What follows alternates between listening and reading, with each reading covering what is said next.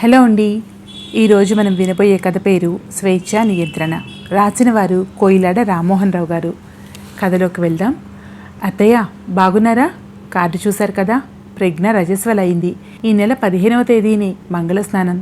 మీరు మావయ్య తప్పకుండా వచ్చి ఆశీర్వదించాలి. అమ్మా నాన్న ఎలాగూ రారు, మీరే నాకు అమ్మా నాన్న. కార్డుతో పాటు బిందు రాసిన ఉత్తరం చదవటం ఆపేశాను. అప్రయత్నంగా నా కళ్ళమ్మట నీళ్లు వచ్చాయి. బిందునే తలుచుకుంటూ కూర్చున్నాను. దాని తల్లి సుమిత్ర నేను చిన్నప్పటి నుంచి కలిసి చదువుకున్నాం. మా ఇద్దరి మధ్య ఎన్నో భేదాలు ఉన్నా చిన్ననాటి స్నేహబంధమే మమ్మల్ని కట్టిపడేసింది అనుకుంటూ ఉంటాను. ఆ వయసులో స్నేహం చేయడానికి ఆస్తులు అంతస్తులు అవసరాలు అడ్డురావు. మనసుంటే చాలు. అలా ముడిపడింది మా ఇద్దరి మధ్య స్నేహబంధం. అది ఆలోచించే విధానానికి నేను ఆలోచించే విధానానికి చాలా తేడాలున్నాయి. నావి ఆధునిక భావాలు, దానివి పాతకాలం నాటి బూజు పట్టిన ఆలోచనలు. అక్కడే మా ఇద్దరికి అభిప్రాయ భేదాలు వచ్చేవి. చదువు అయిపోయాక మా ఇద్దరికి పెళ్ళిళ్ళయ్యాయి. నాది కులాంతర వివాహం, దానిది సంప్రదాయ వివాహం. నేను వివేక్తో ప్రేమలో పడ్డప్పుడే అది వ్యతిరేకించింది. ఎన్ని చెప్పినా నేను ఒప్పుకోకపోయేసరికి మా పెళ్ళి ఎలాగైనా ఆపాలని మా నాన్నకు చెప్పేసింది మా ప్రేమ సంగతి. ఆ రోజుల్లో ప్రేమ పెళ్ళిళ్ళకు చాలా వ్యతిరేకత ఉండేది. మా నాన్న అందుకు మినహాయింపు కాదు కాబట్టి నన్ను చాలా ఇబ్బంది పెట్టాడు. గదిలో పెట్టి తాళం వేసేసి పెళ్లి సంబంధాలు వెతకసాగాడు. ఎలాగోలా ఇంట్లో నుంచి తప్పించుకొని వివేక్తో రహస్య వివాహం చేసుకున్నాను. 4 ఏళ్ల వరకు నాన్న నాతో మాట్లాడలేదు. ఆ తర్వాత కాస్త కరిగి మమ్మల్ని కలుపుకున్నాడు. నాకు 2 మగపిల్లలు పుట్టారు. ఆడపిల్లలంటే మహా ఇష్టం నాకు. అందుకే బిందుని సొంత కూతురిలా చూసుకునేదాన్ని. మా వారి ఉద్యోగరీత్యా మేము చాలా కాలం భువనేశ్వర్లో ఉంటూ వచ్చాం.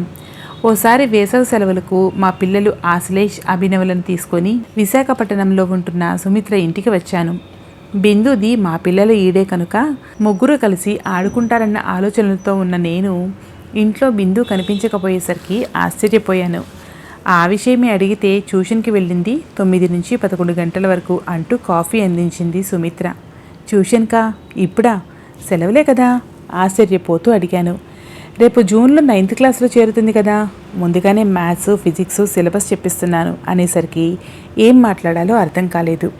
టైం చూసుకొని 10:30 కావస్తుంది, అరగంటలో వచ్చేస్తుందన్నమాట. మీరలా తోటలోకి వెళ్ళి ఆడుకోండిరా, ఈలోగా బిందు వచ్చేస్తుంది అన్నాను మా పిల్లలతో. వాళ్ళు కదిలే లోపల ఆ తర్వాత కూడా దానికి క్లాస్ ఉంది, అయినా నాకు కాస్త ముందుగా చెప్పొద్దా? ఇలా చెప్పా పెట్టకుండా వచ్చేస్తే మీ పిల్లలకు బోరు కొట్టదు అంది. అంతా నా తప్పే అయినట్లు. మళ్ళీ ఏం క్లాసే, సెలవుల్లో కూడా అంటూ విసుక్కున్నాను. 11 నుంచి 12:30 వరకు సంస్కృత పద్యాలు పల్లెవే ఇస్తారు ఈ పక్కనున్న ఆలయంలో. అక్కడ నుంచి వచ్చాక భోంచేసి కాసేపు రెస్ట్ తీసుకుంటుంది. మళ్ళీ 2 గంటలకు పక్క వీధిలో ఉన్న శేషయ్య మాస్టర్ ఇంటికి వెళ్ళి అక్కడ 3 గంటల వరకు ఇంగ్లీష్ గ్రామర్ నేర్చుకుంటుంది. 3 నుంచి 4 వరకు అంటూ చెప్పుకుంటూ పోతుంటే నా బుర్ర గిర్రును తిరిగినట్లు అనిపించింది. సాయంత్రం 6 వరకు సాగదీయబడిన ఆ టైం టేబుల్ నాకు పిచ్చెక్కించింది. సాయంత్రం మళ్ళీ వస్తానని చెప్పి బయలుదేరాను. సాయంత్రం 6 గంటలకు సుమిత్ర ఇల్లు చేరుకున్నాం. బిందు ఇంటికి వచ్చేసరికి 6 దాటిపోయింది. వస్తూనే నా మెడ చుట్టూ చేతులు వేసి, ఎన్నాళ్ళైంది అత్తయ్య నేను చూసి అని మా పిల్లల వైపు తిరిగి, అబ్బో పెద్దవాళ్ళు అయిపోయారే వీళ్ళిద్దరూ అంది వాళ్ళ చేతులు పట్టుకుంటూ. నువ్వు మాత్రం చిన్నగా ఉండిపోయావా, వాళ్ళకన్నా నువ్వే పెద్దగా కనిపిస్తున్నావు అంటే నవ్వేసింది. రాత్రి 8 గంటలకు కానీ నాకు బిందుతో ఒంటరిగా మాట్లాడే అవకాశం రాలేదు. ఆ టైంకి వచ్చే ఇంగ్లీష్ సీరియల్ చూస్తూ మా పిల్లలు హాల్లో అతుక్కుపోయారు. సుమిత్ర వంట పనిలో మునిగిపోయింది. ఏమిటి మీ అమ్మ నిన్ను అలా రాచి రంపన పెట్టేస్తుంది, సెలవుల్లో కూడా ఎంజాయ్ చేయనీదా అంటూ అడిగాను. జీవం లేనట్లు నవ్వింది. అది చూడగానే నా మనసు చివుక్కుమంది. అమ్మతో అంతా బాగానే ఉంటుంది అత్తయ్య, కానీ ఆవిడ ఆలోచనలు పద్ధతులే నాకు బాధ కలిగించేలా ఉంటాయి. ఈ వేసవి సెలవుల్లో క్లాసులు ఒక్కటే కాదు, నిరంతరం ఏదో విధంగా నన్ను ఇబ్బంది పెడుతూనే ఉంటుంది. నీకు తెలుసుగా, నా తర్వాత అమ్మకు పిల్లలు పుట్టే అవకాశం లేకుండా పోయిందని. అప్పటినుంచి నా ఒక్కగానొక కూతుర్ని వజ్రంలా తయారు చేస్తాను అంటూ కంకణం కట్టుకుంది. చిన్నప్పటి నుంచి నన్ను ఒక గొప్ప స్థానంలో చూడాలని తన కోరిక. ఫస్ట్ స్టాండర్డ్ నుంచి నా చదువు విషయంలో జోక్యం చేసుకోవడం మొదలుపెట్టింది. స్కూల్లో పేపర్ షోయింగ్ వచ్చిందంటే నా గుండెలు దడదడలాడేవి. అన్ని సబ్జెక్టుల్లోనూ నేనే ఫస్ట్ రావాలి. మరొకరికి ఎవరికైనా వస్తే వాళ్ళ పేపర్ లాక్కొని పట్టి చూస్తూ, ఈ ప్రశ్నకు సమాధానం సరిపోలేదు, ఫుల్ మార్కులు ఎలా ఇచ్చారు, మీరు ఇలా అడ్డదిడ్డంగా దిద్దడం వల్లే మా అమ్మాయికి అన్యాయం జరుగుతోంది. ఈ 2 పేపర్లు రీవాల్యూ చేయండి అంటూ టీచర్ల మీద ఎగిరిపడేది. ఆ తంతు చూసి అంత చిన్న వయసులోనూ కూడా నేను సిగ్గుపడాల్సి వచ్చేది. చదువు ఒకటే కాదు, ఆటల్లోనూ ఫ్యాన్సీ డ్రెస్ పోటీల్లోనూ నేనే ఫస్ట్ రావాలి. తేడా వస్తే మొహమాటం లేకుండా విరుచుకుపడిపోయేది మా టీచర్ల మీద. ఆ పరిస్థితి రాకుండా ఉండటానికి నేను చాలా కష్టపడేదాన్ని. అన్ని సబ్జెక్టుల్లోనూ ఫస్ట్ వచ్చేదాన్ని. స్కూల్లో అమ్మ రాద్ధాంతం చేయడానికి అవకాశం ఇచ్చేదాన్ని కాదు. 7th స్టాండర్డ్ వరకు నా ఇబ్బందులు ఒక విధంగా ఉంటే అది దాటాక మరో రకం ఇబ్బందులు కష్టాలు మొదలయ్యాయి. అప్పటి నుంచి అమ్మ పెట్టే ఆంక్షలు చూస్తే నేను చిన్నపిల్లనో పెద్దదాన్నో తెలిసేది కాదు. బట్టలు సరిగ్గా వేసుకో, నువ్వు ఇంకా చిన్నపిల్లవని అనుకుంటున్నావా అనేది. ఒక్కొక్కసారి ఏమిటా మాటలు, పెద్ద నాపసాన్లాగా, చిన్నపిల్లవి చిన్నపిల్లలానే ఉండు అనేది మరొకసారి. అప్పటి నుంచి అంతా గందరగోళంగా ఉండేది. దాంతో టెన్షన్ కూడా వస్తూ ఉండేది. ఏ పరిస్థితుల్లో నేను చిన్నపిల్లలాగా ప్రవర్తించాలో, ఏ పరిస్థితుల్లో పెద్దదానిలా వ్యవహరించాలో నాకు అర్థమయ్యేది కాదు. నా తోటి పిల్లలకు ఏదైనా సమస్య వస్తే వాళ్ళు తల్లులతో చెప్పుకుంటారని విన్నాను. కానీ అమ్మ నాకు ఆ చనువు ఎప్పుడూ ఇవ్వలేదు. అలా ఇస్తే డిసిప్లిన్ తప్పుతానని ఆమె అభిప్రాయం. నీకు తెలుసుగా, ఈ వయసులో ఆడపిల్లలకు ఎదురయ్యే కష్టాలు.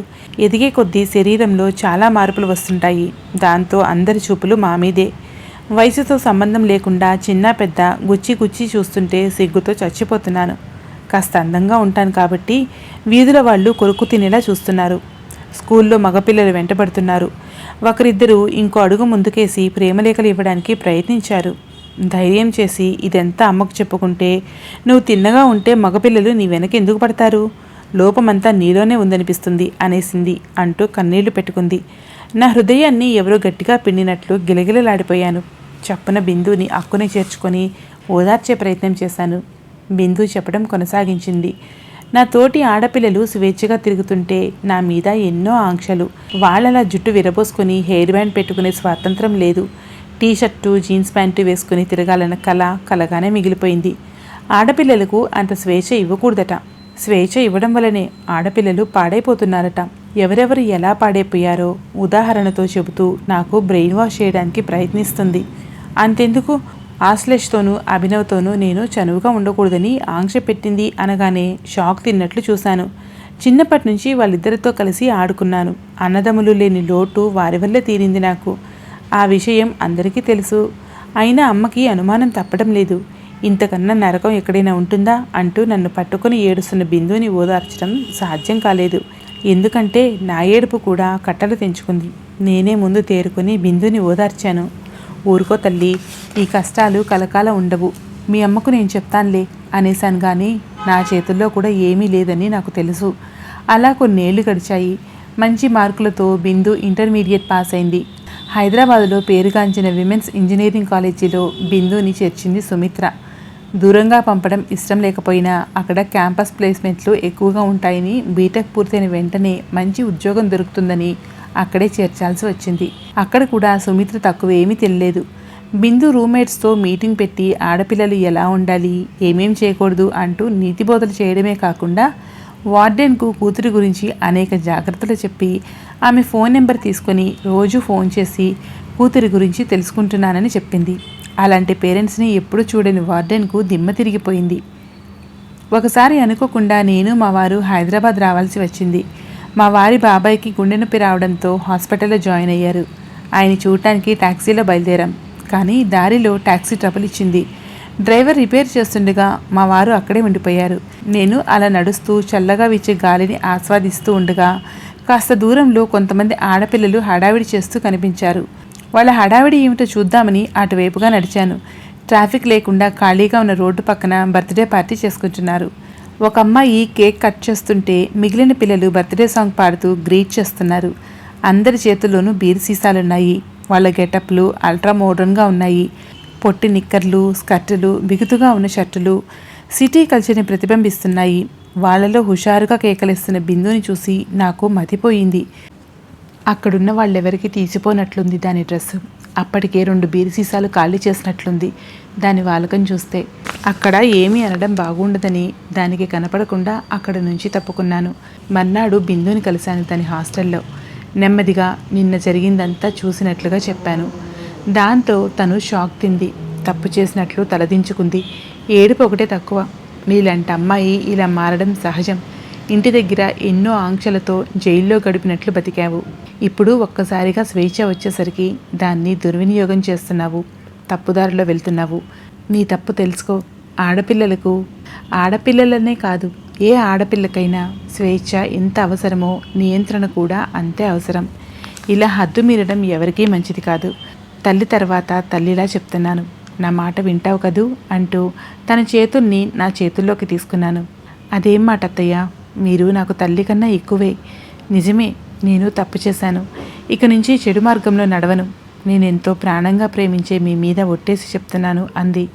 నా చేతుల్లో ముఖం దాచుకుంటూ ఆర్తిగా దగ్గరికి తీసుకొని దాని నుదుటి మీద ముద్దు పెట్టి, నాకు నమ్మకం ఉంది, ప్రమాణం చేయనవసరం లేదు అన్నాను. ఆనాటి నుంచి బిందు ప్రవర్తన పూర్తిగా మారిపోయింది. బుద్ధిగా ఉండి చదువు పూర్తి చేసింది.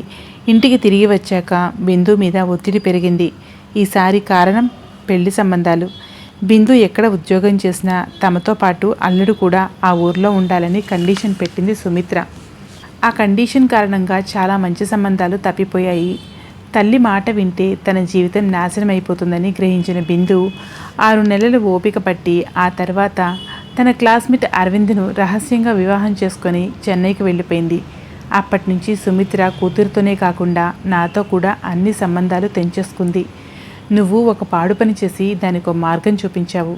నీవల్లే అది అలాంటి పెళ్లి చేసుకుంది అంటూ నా మీద మండిపడింది. ఇప్పటికీ సుమిత్ర కోపం చల్లారలేదు. తన మనసు మారలేదు. ప్రజ్ఞ ఫంక్షన్కి నేను మా వారు ఆశ్లేష్ వెళ్ళేసరికి బిందు ముఖం 1000 క్యాండిల్ బల్బులా వెలిగిపోయింది.